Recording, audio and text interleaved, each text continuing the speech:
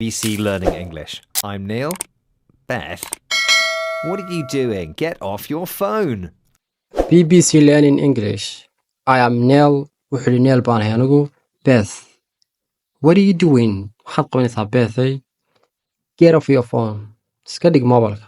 Get off micnaheedu waxa weeye waxaad hayso ka bax oo kale. Get off ka bax. Marka mobile baalkan ku jira jooji isticmaalka mobilka laga wadaa. Get off your phone. Walaad ku tiraahdo qof micnaheedu waxa weeye iska daa isticmaalka mobilka jooji oo aniga ila hadal oo kale. Get off your phone and talk to me. Get off your phone. Iska dhig mobilka. Listen to me. I dhegeyso. Phone. Oh, sorry. And I'm Beth. Are you addicted to social media? Gabadhii waxay tiri markaa sorry waan ka xumahay. I'm Beth. Aniguna Beth baan ahay. Ninkii baa weydiiyey haddana. Are you addicted to social media? Waxaad qabatintay social media.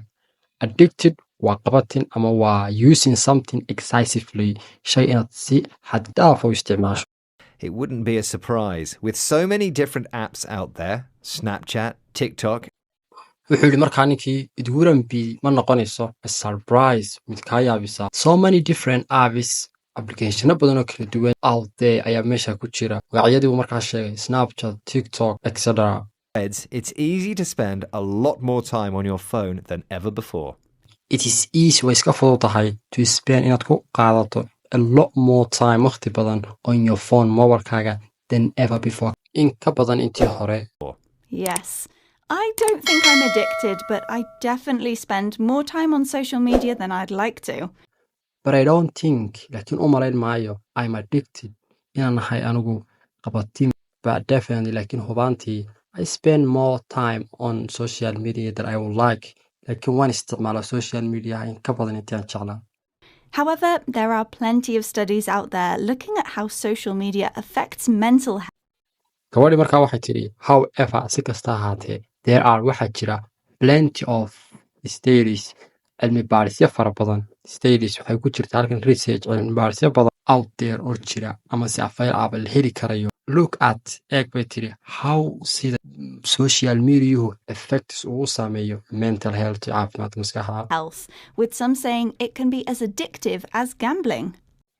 Iyadoo gabadhu hadalkeedii sii wadata oo inoo sheegaysa waxay ka yidhaahdeen cilmi baarisyadii isticmaalka xad dhaafka ah ee social mediaha waxay tidhi with some saying qaar waxay leeyihiin it can be as addictive waxaad ugu darnaan kartaa ama ugu qaatnaan kartaa social mediaha as a gambling sida khamaarka oo kale. Research in the US has found that adolescents who spend more than 3 hours a day on social media.